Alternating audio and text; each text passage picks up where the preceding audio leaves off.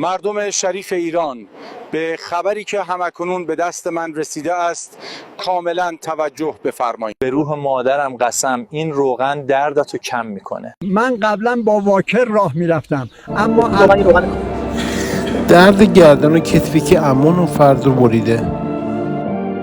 تشریف بیار عزیز.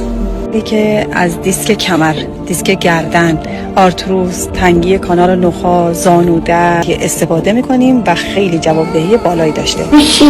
ای نورم اینو باید میذاشتم معجزه هست این دارو. اصلا پام درد داشته. خیلی خوب شد.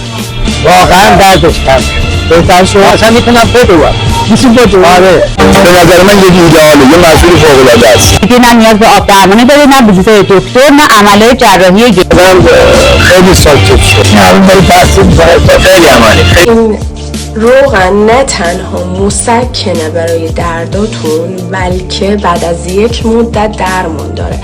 طی 21 روز داره میگه که انگار درمان براتون انجام بده. من که دارم بهت معرفی میکنم سفارش بدی و با دردات